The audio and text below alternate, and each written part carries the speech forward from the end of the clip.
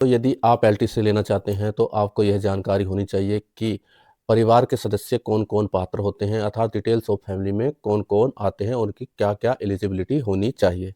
तो चलिए video start करते हैं। एलटीसी नियमों के तहत एक सरकारी कर्मचारी के परिवार की भाषा विशिष्ट होती है और इसमें केवल वे सदस्य शामिल होते हैं जो कुछ शर्तों को पूरा करते हैं, खासकर आश्रितता या डिपेंडेंसी की शर्तों को अगर पूरा करते हैं तो वो आपके परिवार के सदस्य के रूप में आते हैं। जैसे कि अनिवार्य सदस्य कंपल्सरी मेंबर जो होते हैं ये सदस्य हमेशा पात्र होते हैं बशर्ते वे कर्मचारी पर पूरी तरह से आश्रित हों, बच्चों को छोड़कर, क्योंकि बच्चों तो हमेशा माँ बाप पर ही आश्रित होते हैं।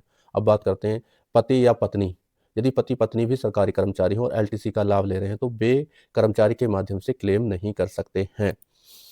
अब बात करते हैं आश्रित सदस्य कौन कौन होते हैं। आश्रित डिपेंडेंस मेंबर, इन सदस्यों को पात्र होने के लिए कर्मचारी पर पूरी तरह से आश्रित और डिपेंडेंट होना अनिवार्य है।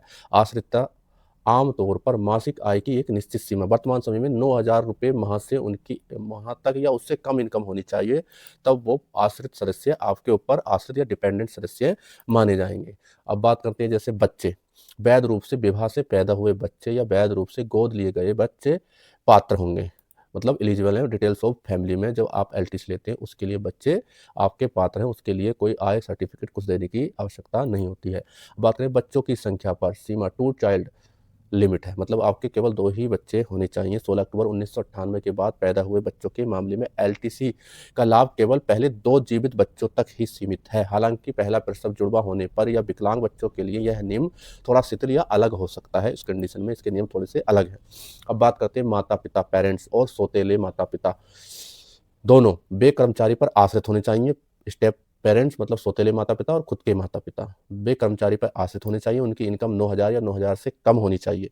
कर्मचारी और उसके माता पिता के बीच की आश्रितता एक व्यक्तिगत इकाई के रूप में तय की जाती है। यदि माता पिता में से कोई एक भी कर्मचारी पर आश्रित नहीं है तो दूसरा भी आमतौर पर पात्र नहीं माना जाता है। कहीं कहीं पर यह अपवाद हो सकता है, लेकिन मैक्सिमम ऐसा होता है। अब बात करते हैं अविवाहित बहनें, अनमैरिड सिस्टर, वे कर्मचारी पर आश्रित होनी चाहिए। ठीक है। अविवाहित भाई, अनमैरिड ब्रदर्स, वे कर्मचारी पर आश्रित होने चाहिए और उनकी उम्र 25 वर्ष से कम होनी चाहिए, तो भी वो भी आपके डिटेल्स ऑफ फैमिली या परिवार के सदस्य हो सकते हैं। कुछ विशेष परिस्थितियों में 25 वर्ष से अधिक उम्र के भाई भी पात्र हो सकते हैं, जैसे यदि वे शारीरिक या मानसिक रूप से विकलांग हो तो वे भी पात्र हो सकते हैं, आपके डिटेल्स ऑफ फैमिली में या फैमिली के मेंबर हो सकते हैं।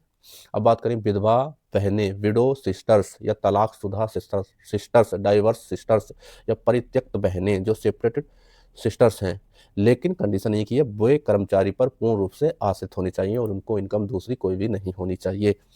अब बात करते हैं आश्रितता और निवास की मुख्य शर्तें क्या हैं। एलटीसी का लाभ लेने के लिए परिवार के सदस्यों को 2 महत्वपूर्ण शर्तें पूरी करनी होती हैं। सबसे पहली है पूरी आश्रितता, होल डिपेंडेंट, मतलब कर्मचारी के ऊपर पूरे आश्रित या डिपेंडेंट होने चाहिए। पात्र होने के लिए माता पिता और भाई बहनों की मासिक आय उस सीमा से कम होनी चाहिए, अर्थात 9,000, जो सरकार द्वारा समय समय पर निर्धारित की जाती है। यह सीमा अक्सर पेंशन, महंगाई भत्ते से संबंधित होती है। अब नेक्स्ट है दूसरी शर्त, कंडीशन होती है निवास की शर्तें, रेसिडेंसिंग रिक्वायरमेंट।